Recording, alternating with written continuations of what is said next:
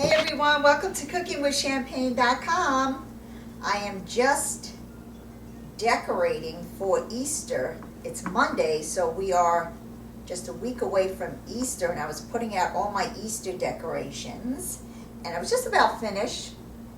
And this is me and my husband Joe. Two little bunnies in an Easter basket.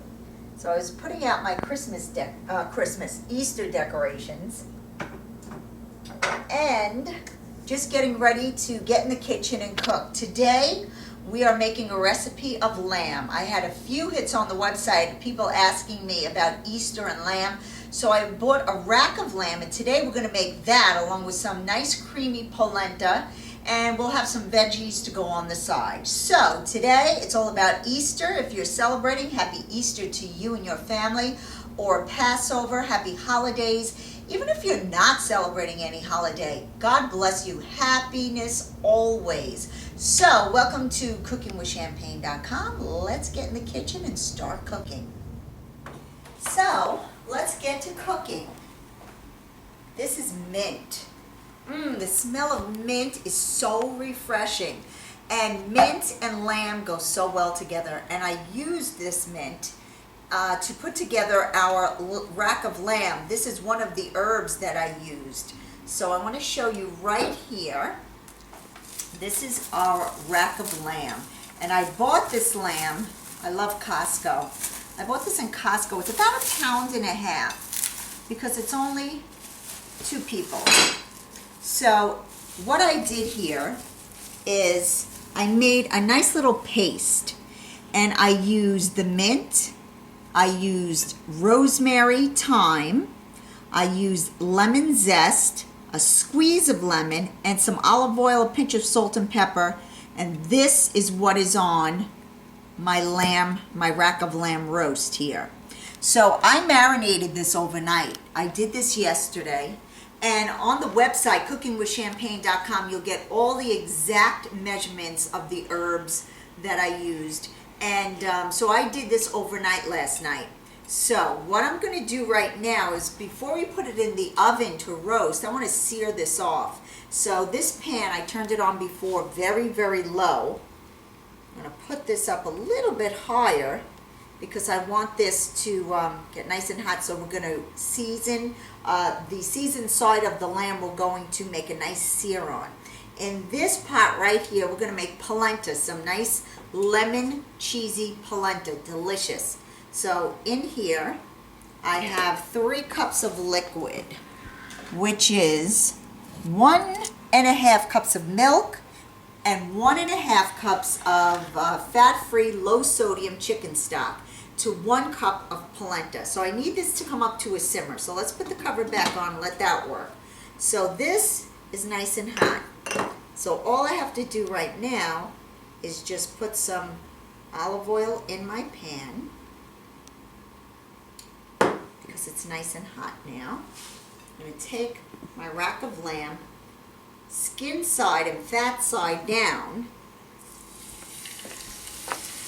and that sear sound that you hear is exactly what you want. So we're going to put this on this baking sheet with the rack already inside, and after it gets a nice sear on one side, and then we'll flip it over to the other side, then we'll put it in a 350-degree oven. That's what I have it on now. It's preheated, and we're going to cook this for about 20 minutes.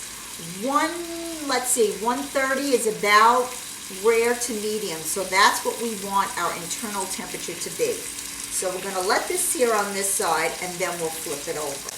So now, if you come in a little bit close, Lynn, you can see like the little bits of blood coming to the top. That's when you really know it's time to turn it, because it's forcing all of it to the top. So let's look. Oh, that is nice.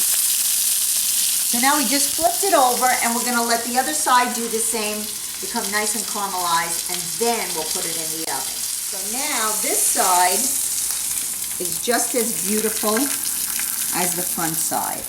So now we're going to take this off and put it on our roasting pan. Let's take this off, shut off. So our oven is already preheated, top shelf. and in 15 minutes we'll check it. So now that we have our roast in the oven, I am just zesting a lemon. I need a tablespoon of lemon zest. Our milk and chicken stock mixture for our polenta is almost up to a simmer. So what I'm doing here is I zested a lemon, and I want a tablespoon of lemon zest. And I want that to steep inside my milk and chicken stock mixture. This is 1 tablespoon of fresh lemon zest because we're going to make a lemon polenta with some beautiful creamy fontina cheese. So as that's coming up to the simmer, I want my zest in there to perfume the milk and the chicken stock mixture.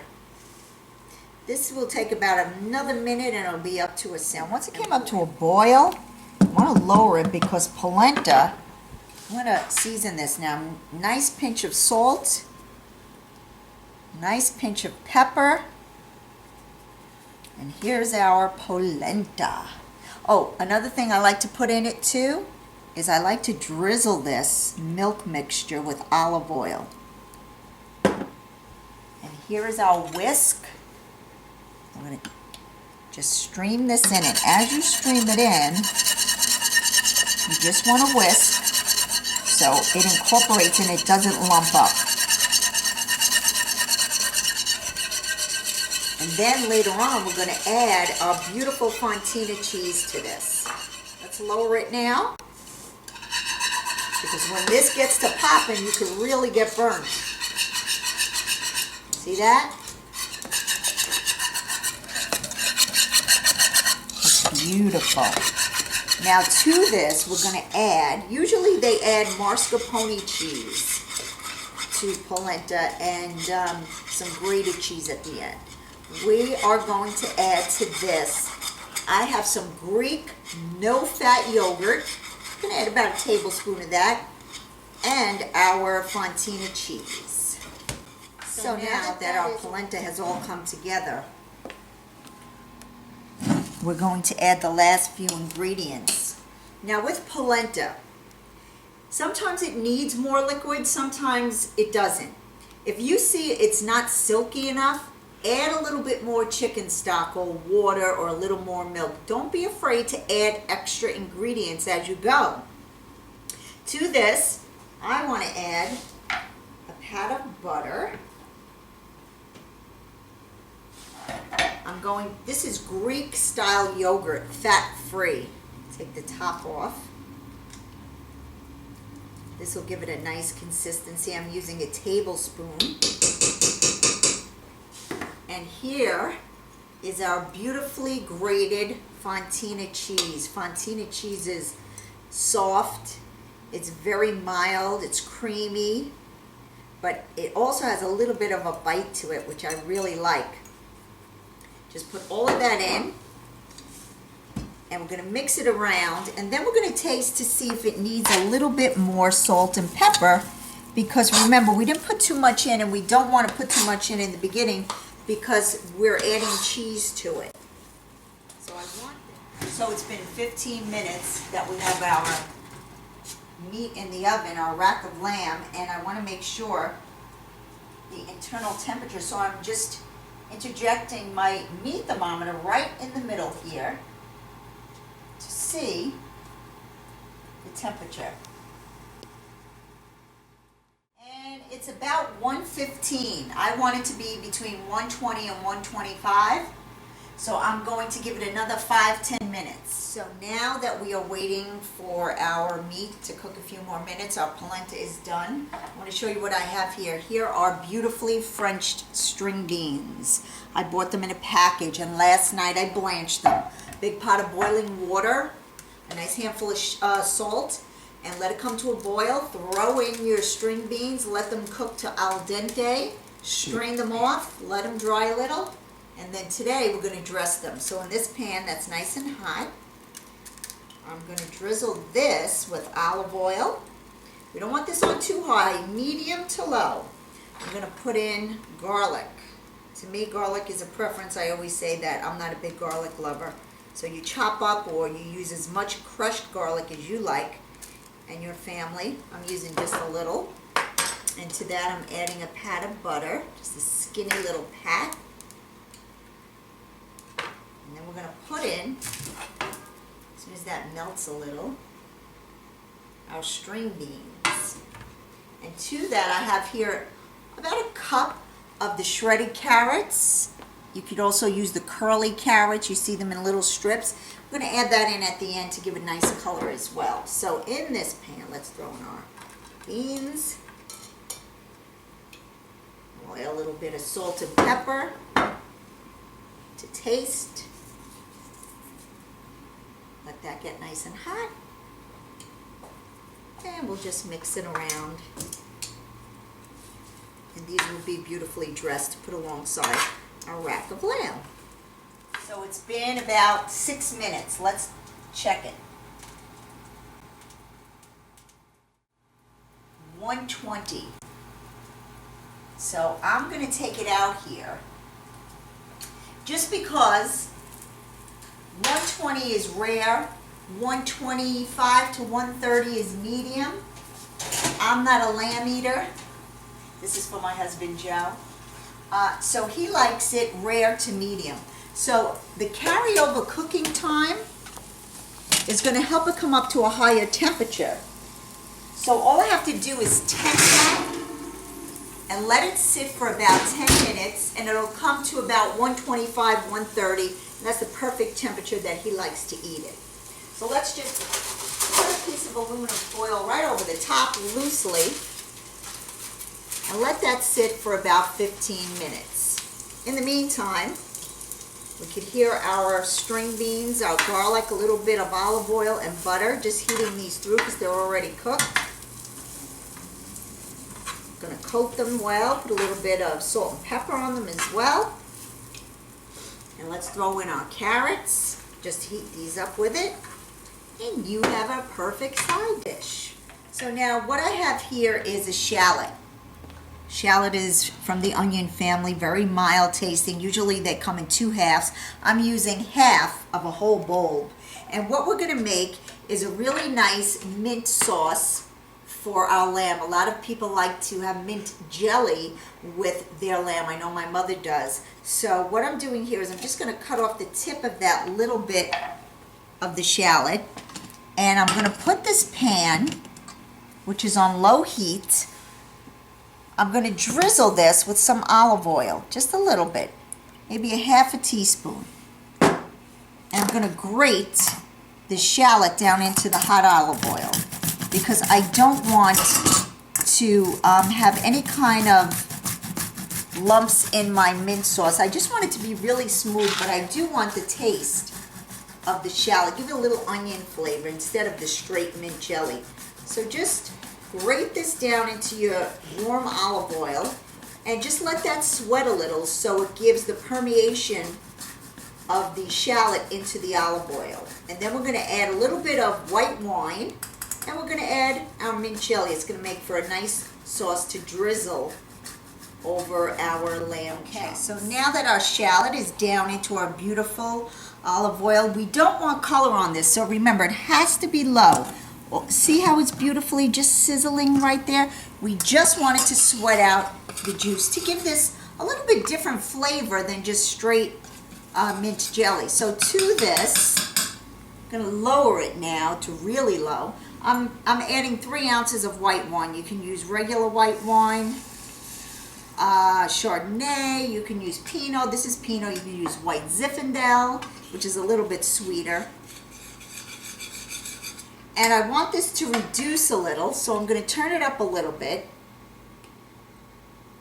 and just let this reduce down to about half, and then we're going to add in our mint jelly and it'll be nice and kind of liquefied so we could drizzle it on our chops. And let that melt. I added the rest of the jar of mint jelly.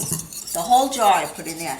And you just let that cook down until it reduces, until it becomes thick and like a syrup. So it takes time for it to cook down. If you don't think it's thick enough for you, all you have to do is add maybe about a teaspoon of cornstarch. Cornstarch, teaspoon, teaspoon of cold water, mix it together, and then while this is boiling away, pour it in. It'll make it thicker for you, okay? But if you have the time to wait for it to reduce down till it's syrupy, that's the best thing. So now this has been sitting here for 15 minutes or more. My husband likes it rare. I don't eat lamb. So let's cut it, and I'll show you how beautiful it is. This is a rack of lamb, so you always have to let meat rest. This way the juices, I'm sure you heard it 50 million times, reincorporate into the meat and don't spill out and make it dry. Make sure your knife is nice and sharp, and all you do is go right down. I'm going to cut this one off at the edge. See how beautiful that is? This is medium to rare. That's just the way he likes it. So just cut between the bone and go down, and they'll become beautiful chops. It's important that your knife is very sharp. Now we have everything ready. Our lamb, our mint jelly, our polenta, and our beautiful French string beans. Just show you the decorations. Look how beautiful this plate is, very Eastery. And the placemat, you know I love my 99-cent store, Home Goods, little decorations all in the 99-cent store. Like I said, your imagination, use it. You can make everything look spectacular. So let's plate up our lamb dish. I'm going to use a little bowl right here to put my polenta in. My polenta is nice and creamy. Before I plate this though, let me taste it to make sure that everything is seasoned well. Now, like I said before, when you're making polenta, if it gives you a certain amount of measurement of liquid and you need to add more, do not be afraid to add more to make it creamy. While it was sitting here, I added another cup of milk because I felt it wasn't as creamy as I wanted it to. This is what cooking is all about, trial and error. They tell you one thing, when you get in the kitchen, it might mean another. So don't be afraid to add a little bit more liquid to make it creamy and silky. That's the way we want it. You could really taste the lemon in this. The Greek yogurt gives it a little punch. I love the punch it gives. And you know what? It needs a little bit more salt. Here, let's put some salt in. It's very good though. Delicious. The lemon to offset the lamb, because we use the lemon and the lemon zest in the lamb. So let me just stir this around. Now, if you wanted to, you can add some fresh lemon zest on the top when you plate it. You could also add some chopped mint to this, which would make it look very nice. So let's put this in our little plate. And I like to use these little plates, or maybe a ramekin if you have one, because it helps on the dish to set it. And just let it fall.